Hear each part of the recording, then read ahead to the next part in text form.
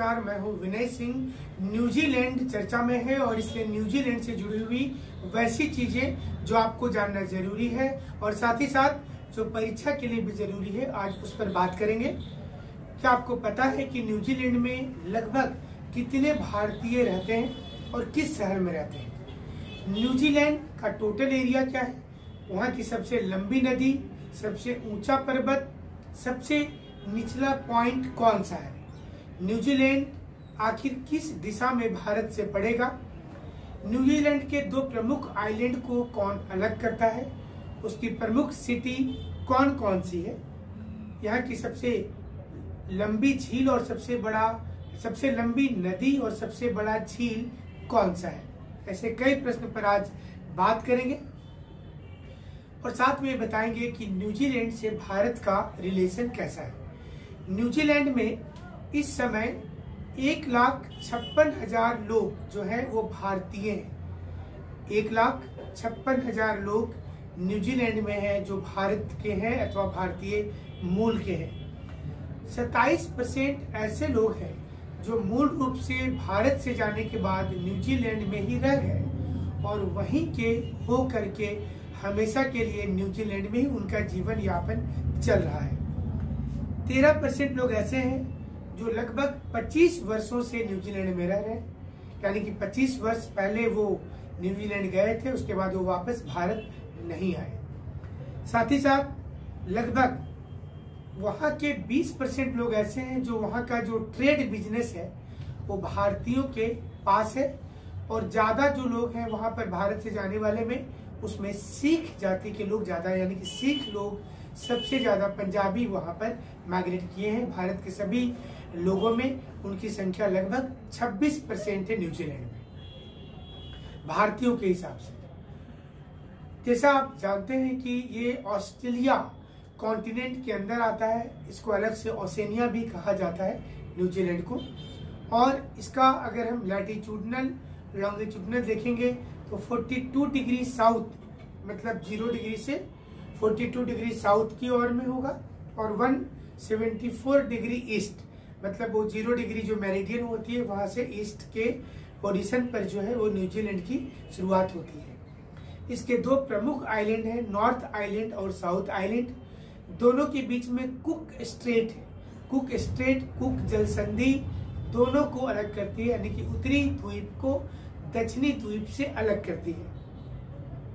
अगर एरिया की बात की जाए तो न्यूजीलैंड का वर्ल्ड में एरिया के मामले में, क्षेत्रफल के मामले में 75th पोजीशन है। भारत का पोजीशन 7वां है, न्यूजीलैंड का 75th पोजीशन है, 75वां रैंक है इसका एरिया के मामले में न्यूजीलैंड का।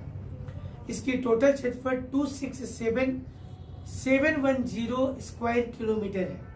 26710 स्क्वायर किलोमीटर है।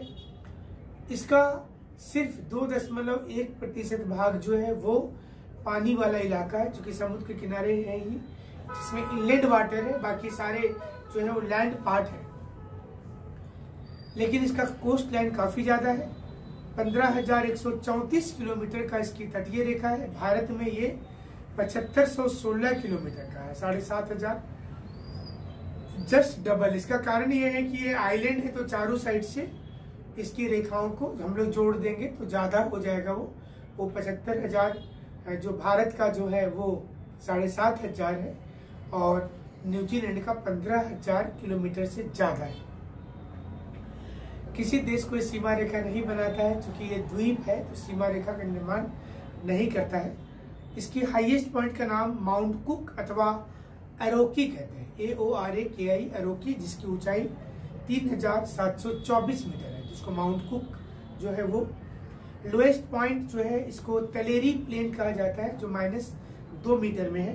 और वलकेटो रिवर, ये यहाँ की सबसे लंबी नदी का नाम है Waikato river. Waikato river is the longest river. अगर यहाँ की आप बात करें लेक की तो सबसे बड़ा झील है लेक टॉपो। लेक टॉपो जो है ये 3,487 स्क्वायर किलोमीटर में फैला हुआ है। जो हमने पहले बताया कि जो वैकाटो रिवर है इसकी लंबाई 425 किलोमीटर है, सबसे लंबी। और भारत में गंगा जो सबसे लंबी है 2510 किलोमीटर इसकी लंबाई है, तो बहुत बड़ी डिफरेंस है दोनों देशों के बीच में। क्लाइमेट अगर देखेंगे तो हमारे भारत का क्लाइमेट जहाँ मानसून है वहाँ पर टेम्परेट क्लाइमेट होता है, जो मैरीन के जैसा होगा, मैंने समुद्री जलवायु है। और ये ब्रिटिश टाइप क्लाइमेट के नाम से जाना जाता है, जहाँ पर सालों भर कुछ ना कुछ बारिश होती है और टेम्परेचर भी एकदम ऑप्टिमम होता है। तो यहाँ पर टुंड्रा और सब अंटार्कटिक ये दोनों प्रकार की भी क्लाइमेटिक कंडीशन पाई जाती है। बहुत माउंटेन जितने हैं उसमें स्टीप स्लोप ज़्यादा मिलेंगे वहाँ पर, और अक्सर यहाँ पर फ्लड आता है। साथ ही साथ इस पूरी न्यूजीलैंड में अगर देखेंगे तो गेहूं की खेती वहाँ पर की जाती है और डेयरी फार्मिंग यहाँ का काफ़ी फेमस है। दूध उत्पादन में न्यूजीलैंड का काफ़ी अच्छा स्थान रहा है और टूरिज्म इंडस्ट्री यहाँ पर फेमस रहा है। उम्मीद है कि न्यूजीलैंड से जुड़ी हुई सभी जानकारी आपको अच्छी लगी होगी, और ऐसे ही जो भी देश चर्चा में आएगा उसके बारे में डिटेल्स हम बताएंगे, और इससे संबंधित जो प्रतियोगी परीक्षा में क्वेश्चन आएगा आप जरूर से बना पाइएगा। हमसे जुड़ने के लिए बहुत बहुत शुक्रिया, धन्यवाद।